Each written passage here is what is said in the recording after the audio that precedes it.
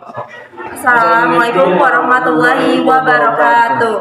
Perkenalkan, nama saya Nindani Majiza dengan NIM 2512021114. Perkenalkan, nama saya Muhammad Alman Salah dengan ujung NIM 126. Di sini kami dari kelompok 8 akan mempresentasikan makalah hadis mutawatir.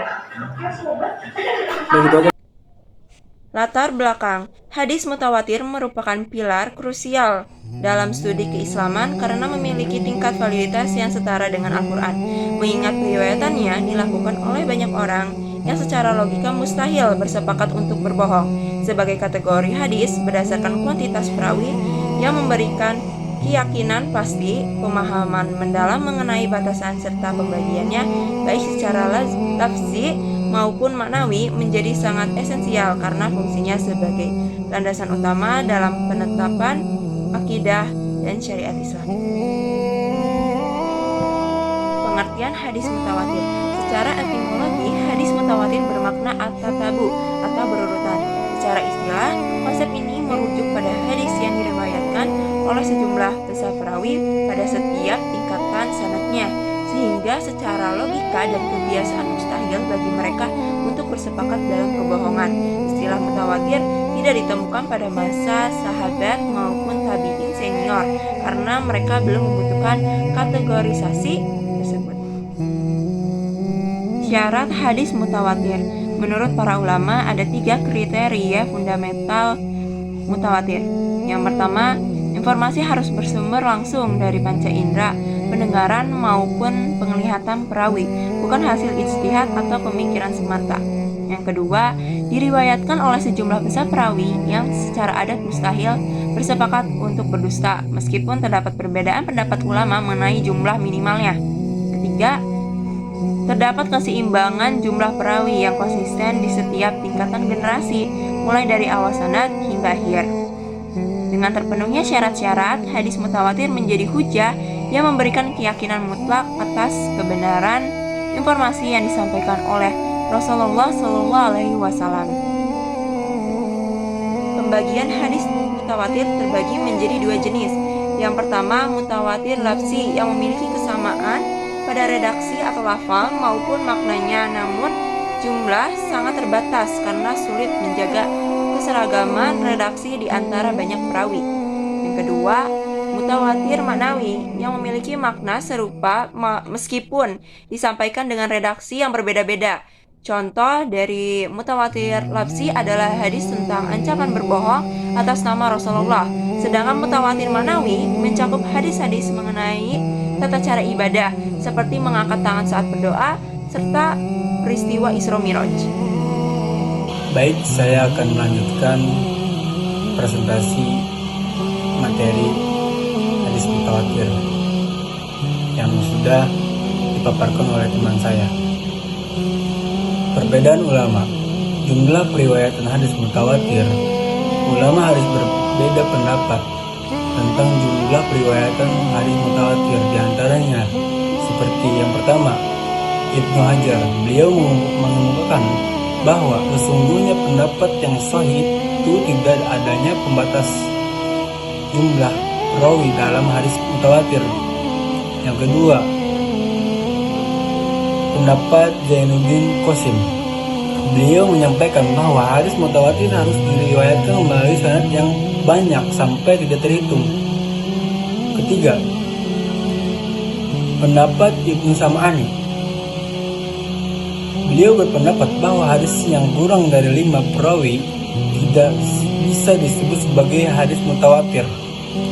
Keempat, pendapat dari Imam Suyuti dalam kitabnya Qutfu Al-Azhar, beliau menyebutkan bahwa tidak ada batasan jumlah perawi yang diketahui karena hadis mutawatir menetap pada ilmu yakin.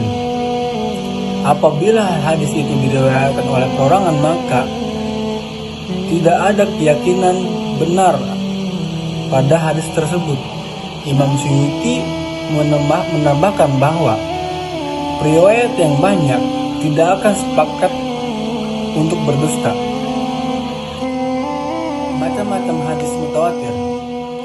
Macam-macam hadis mutawatir terbagi menjadi menjadi dua macam, yaitu mutawatir lafzi dan mutawatir maknawi. Yang pertama, mutawatir lafzi. Mutawatir lafzi adalah hadis yang lafadznya dan maknanya sama, walaupun redaksinya tidak harus persis huruf per huruf seperti Al-Quran. Artinya, walaupun ada sedikit pembeda kata, tetapi maknanya tetap sama. Contohnya seperti hadis, barang siapa yang sengaja berdusta atas namaku, maka tempatnya di neraka. Hadis riwayat Bukhari. Hadis ini diriwayatkan dengan berbagai versi kata, tetapi pesannya sama, larangan berdusta atas nama Nabi. Yang kedua, mutawatir maknawi. Mutawatir maknawi adalah hadis yang maknanya sama tetapi lafadznya berbeda. Contohnya seperti hadis tentang Nabi mengangkat tangan saat berdoa seperti pada doa istisqa, meminta hujan, hadis riwayat Bukhari dan Muslim.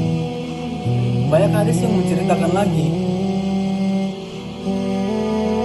hal ini dengan kata-kata berbeda, tetapi intinya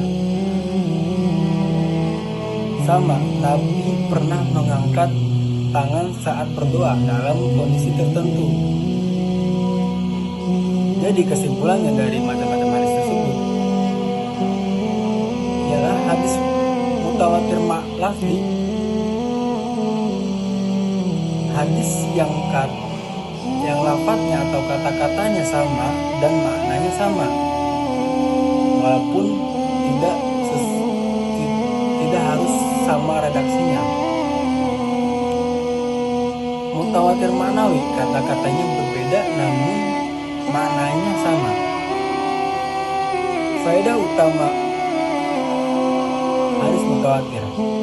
Dari hadis mutawatir, jadi hadis mutawatir adalah kedudukannya sebagai sumber ilmu qat'i atau ilmu doruri yang menghasilkan keyakinan pasti tanpa keraguan sedikit pun mengenai kebenarannya. Hal ini didasarkan oleh jumlah perawi yang sangat banyak di setiap tingkatan sanadnya, sehingga secara logika mustahil bagi mereka untuk berpendapat melakukan atau untuk bersepakat melakukan kebohongan. Oleh karena itu tingkatan keyakinan seseorang yang menerima hadis mutawatir setara dengan orang yang menyaksikan peristiwa tersebut secara langsung melalui panca indera sendiri. Dasar utama penetapan akidah. Hadis mutawatir berfungsi sebagai landasan vital dalam penetapan akidah karena sifatnya yang qat'i, al-bulud, pasti sumbernya, sehingga menjadi hujah yang tidak terbantahkan. Berbeda dengan hadis ahad yang bersifat zoni atau dugaan kuat, hanya dugaan kuat saja.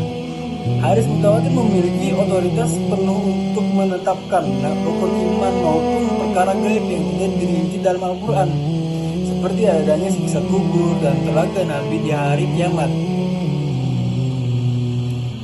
Penjelas dan penguat hukum Al-Quran. Hadis mutawatir berfungsi sebagai penjelas atau bayan yang sangat kuat terhadap ayat-ayat Al-Quran yang masih sifatnya global atau universal. Sebagai contoh, perintah sholat dalam Al-Quran tidak merinci jumlah rokaatnya sampai secara mendetail. Seperti contohnya, dalam Al-Quran tidak dijelaskan tentang rokaat sholat. Mungkin sekian dari kami, presentasi dari kami. Wassalamualaikum warahmatullahi wabarakatuh.